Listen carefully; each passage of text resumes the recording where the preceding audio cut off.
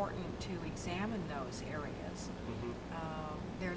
There's polarity in the universe. There's light and dark, good and bad, masculine and feminine, and they're all part of the whole picture. By understanding what the shadow side represents, we can really help to evolve our consciousness and pull it up more into the light. Oh, that's wonderful. Fascinating. So if somebody is scared of, you know, a ghost or something like that, I mean, if they have like a spooky kind of feeling, what can they do? What should they do? We really have the upper hand. I mean, this is our reality, it's our world, and so the paranormal can intrude on it, but we can push it away. Even something that's very strong and negative, we can push off. For example, when I'm in a haunted place, if I feel there's a negative presence there, I tell it to go away, to not bother me. People can call on their spiritual resources, just a little quick prayer with whatever a saint or a religious figure that is important to you can push something back. But telling something to go away and not bother you usually does the trick. Movies have things getting out of hand. Right, like and actually, The Ehyptsister. we have the upper hand. There are cases, however, for example, of possession, which are very complex, where negativity does get the upper hand for a while. Then you have to call in experts to deal with that. But those cases are very rare compared to the average person just encountering something that seems spooky because we're startled or we don't understand it. Okay. Well, it's been a pleasure chatting with you today. It's been great having you on the show Thank you very much. Thank you so much for being here. And this has been another episode of Top of the Morning. And we'll see you next time. See you next time.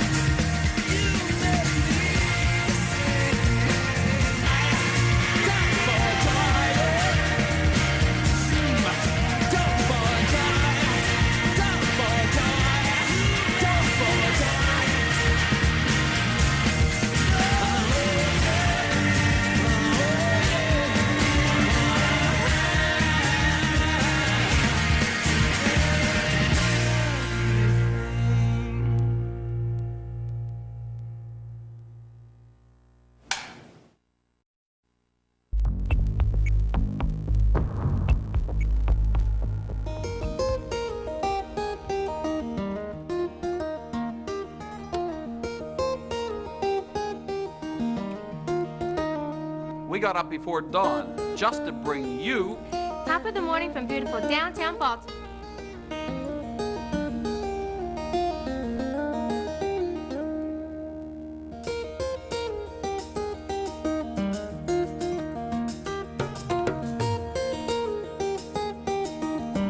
Hi to Top of the Morning. The Top of the Morning to all of you. Hi, Top of the Morning. Top of the Morning. All right. Well, welcome to the Top of the Morning. We have a fantastic show lined up today. Yes, we do. I'm Betty Montgomery Williams. I'm Just Kumar.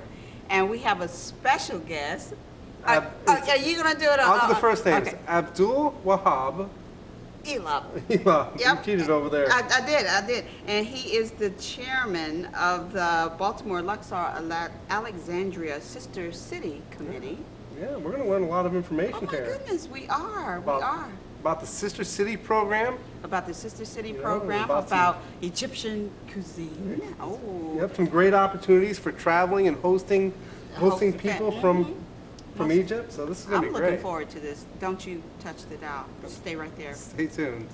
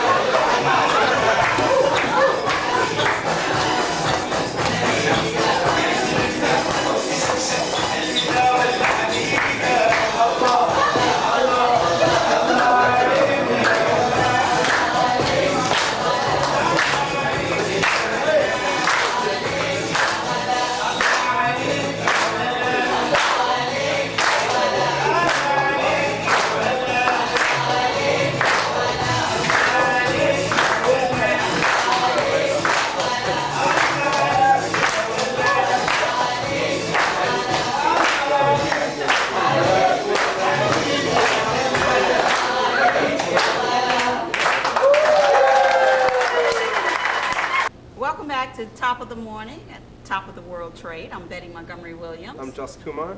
And we have a special guest today, Liz, and give me your last name. Brodka, There you go. She is the new administrative assistant. here at Top of the World in downtown Baltimore. So, you love your job? So far, I have no complaints. I they love haven't that. killed me yet, so. Good answer, good answer. Tell us about it. What do you do here? Right now, I'm working on making reservations and renting out the Top of the World. Yeah. Yes. Beautiful view. Yes. the view is Love awesome. The view. Yes. So how long you been here now? I've been here for 3 weeks now. Good. Good. And you're already getting coverage. How about that? Wasn't expecting it. You're doing very good. You're doing very good. So you're booking the top of the world, right? Yes. What kind of people are coming to you? What kind of people are you out there talking to? Well, we've got all sorts of different schools and different organizations that come up for different meetings. They'll do meetings and cocktail receptions and stuff. We just had a reception for the artists that are doing the Maps exhibit. So that was that was my first event to work and enjoyed it, yeah. Now, talking about schools, did you go to school here? I came here from Pittsburgh actually to go to the Peabody Conservatory. Very Oh, good. okay. Impressive. So, yeah. Cool. So, at Peabody Conservatory, what was your study? What did you say? Voice and opera, yes. Okay, Wow. she shouldn't Okay. have said that, Yeah. right? we need a sample now. You know she should not have said that, right, Jess? That's right. So, give it to us right now. Give it to them. We want to see just a little bit. Just a note. Just a Just little a bit. note. Do I need to put my ear over here? Go for it, girl. Any song? Any It song. doesn't matter. Doesn't matter. Okay. Put you on the spot. Think of a song here. Okay, everybody knows the habanero from Carmen. You guys Okay. familiar with that? Yeah. Okay. Give a little shot of it. I'm probably not going to do that well, seeing as that I haven't sang in a while. I'm taking a little break, but Oh, I'm sure. do what I can.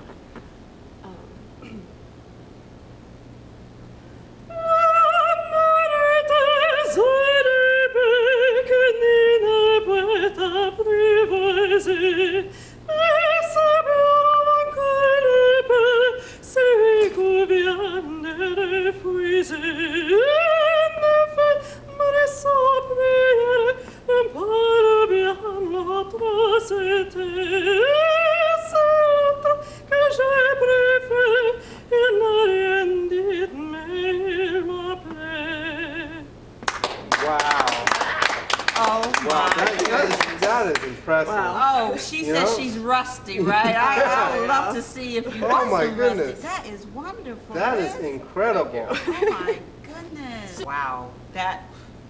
You blew me away with Yeah, that. that was Please something else. don't That was give up. Is that your dream to be an opera singer?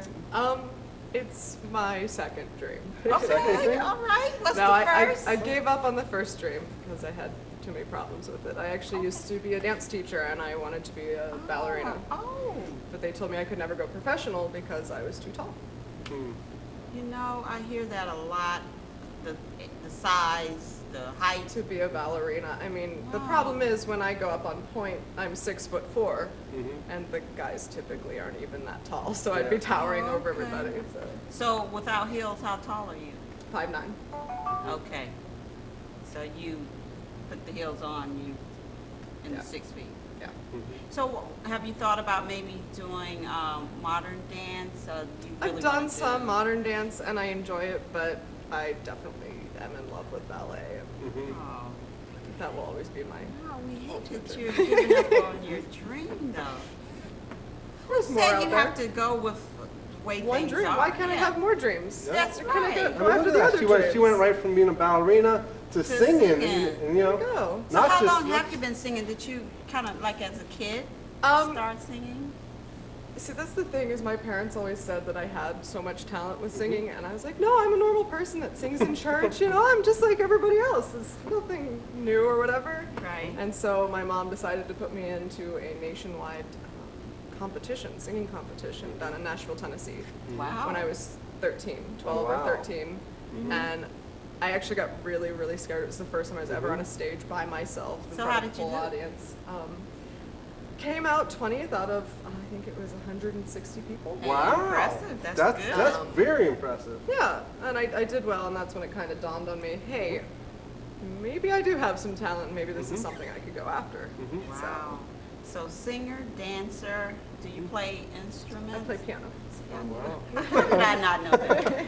She's an artist. She is definitely an artist. Anything else creative? I sew and I crochet and I knit, and actually I am thinking about going into interior design at some point in my life. So maybe she can help design the set one day. Yes. That'd be nice. So for Top of the World, the job you just started here 3 weeks ago, wow. They don't know that you have all this hidden talent, do they? Okay. It Well, won't be we hidden if won't. they know. We won't tell them. We won't tell. Yep. Everybody Just have out to there. discover it on their own.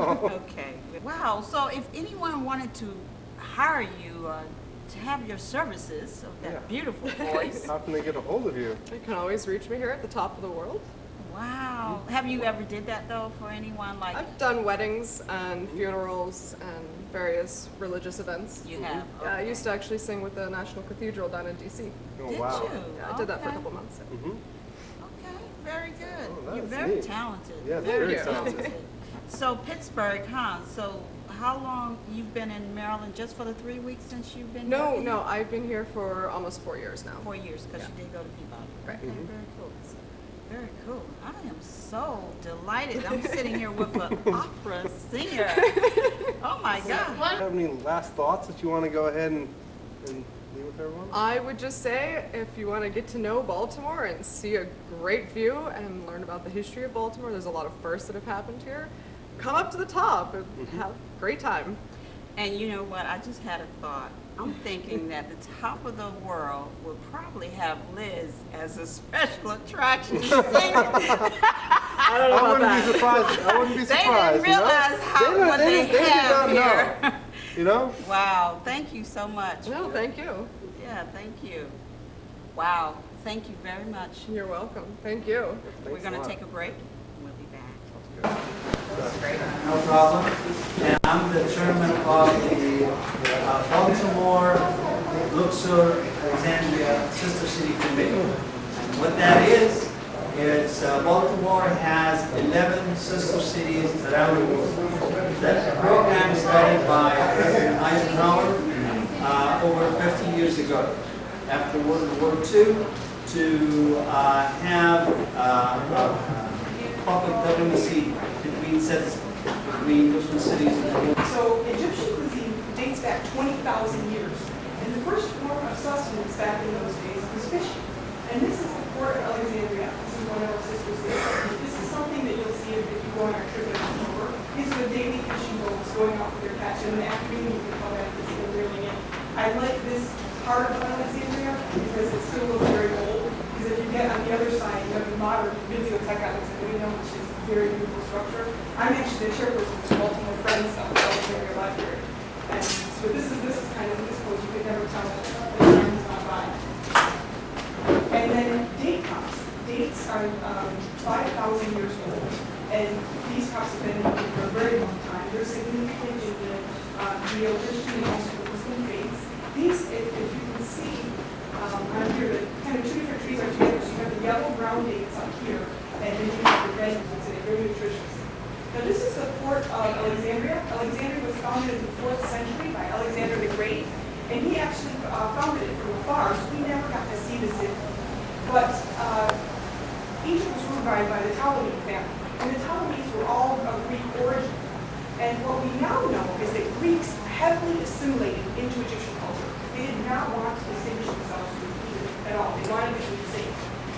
The archaeologist, Zahi Coas, who many of you see like on Discovery Channel or National Geographic, he actually found a statue of a little goddess named Aphrodite/Isis in Kom Omoriru. And this is one of the proofs that we have that the Egyptians and the Greeks combined their religious beliefs.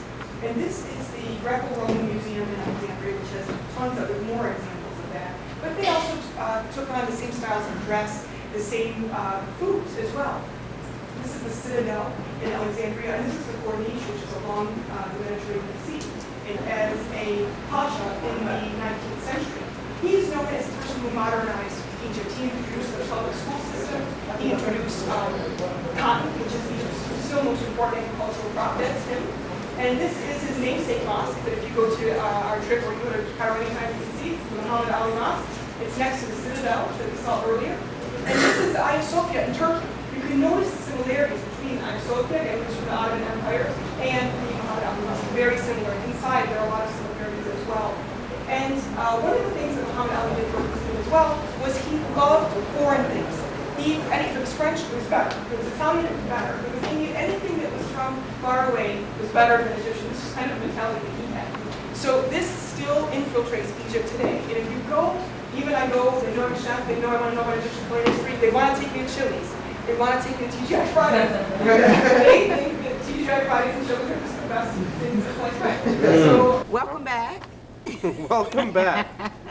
Welcome back to Top of the Morning.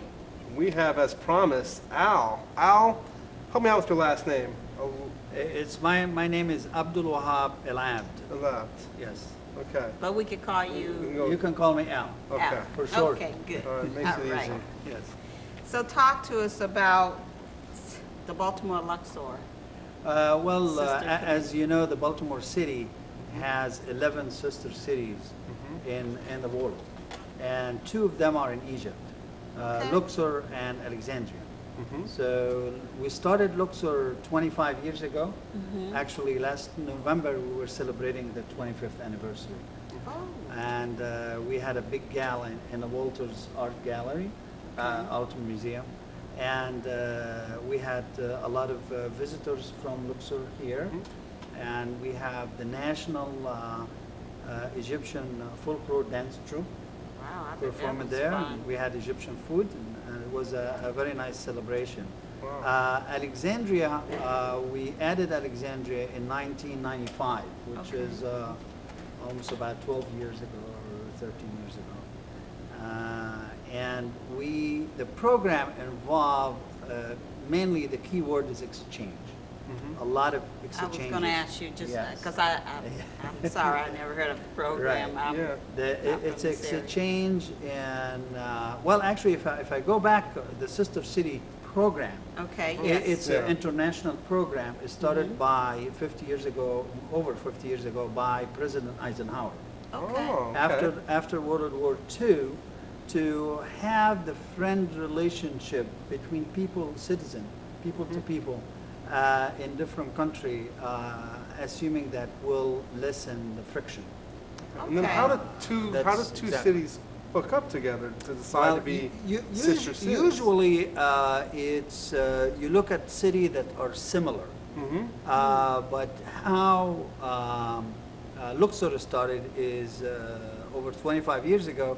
Started by Dr. Bob Hieronymus, and he's an artist, so he went on a tour to Egypt. He really got fascinated by Luxor because it's a monumental city. Has a lot of temples, tombs, King Tut, Right. and it's on the Nile. So he came back to, at the time, Mayor Donald Schaefer, and asked him to have Luxor as a sister city, and that happened in 1982. Okay. After a while, that is true. It's a monumental city, Luxor, and now we have a committee of volunteers doing the exchange program between the 2 cities. We found at that time that Luxor was very limited. It doesn't have a university, it doesn't have big hospitals and so on. So we looked in a city that it is similar to Baltimore. Okay. And we found Alexandria is in line with that because it's a seaport. It's the main seaport in Egypt. It is have about 40% of the industry of Egypt. Okay. Wow. Manufacturers and plants, and have big universities and so on. Like Baltimore. So we added Alexandria, Okay. and that was 25 years ago. Alexandria was in 1995. 95. Yes. Okay. And then the program involved a lot of exchange in all different aspects, all Okay. different areas. I mean, education, culture, business,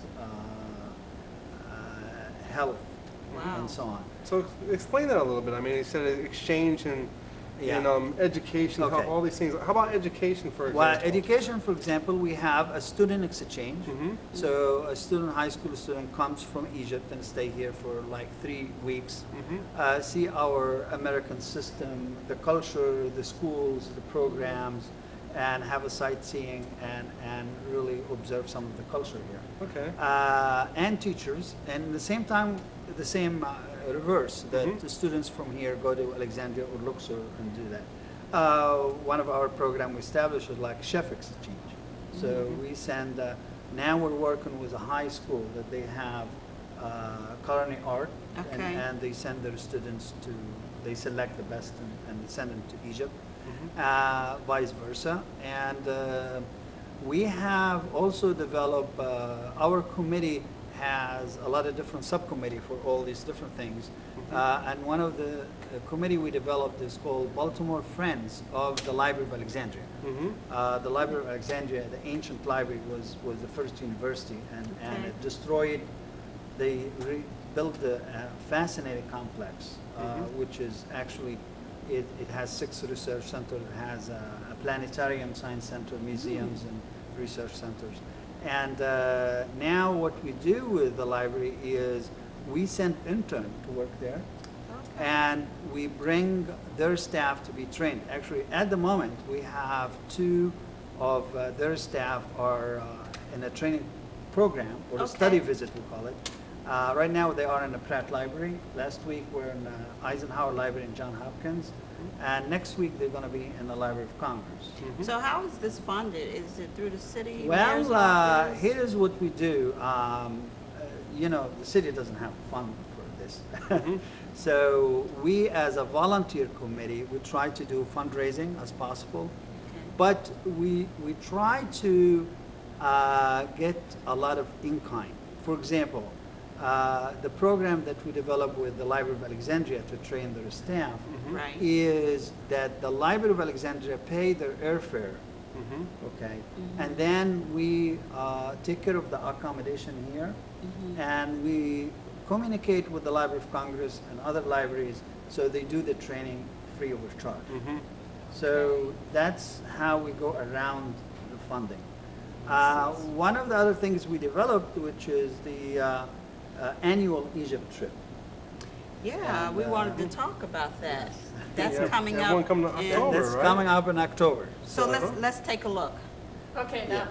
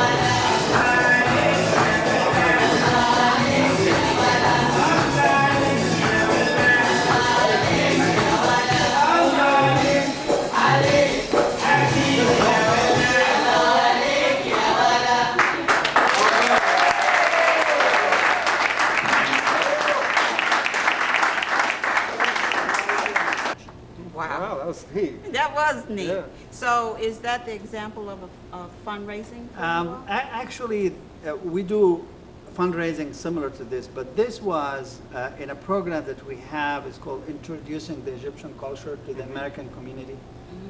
So we go to for example, the Global Path, they asked us to have some Egyptian culture. So that's what we had. We had a local group here that they do Egyptian folklore dance, and they did that in here. Similar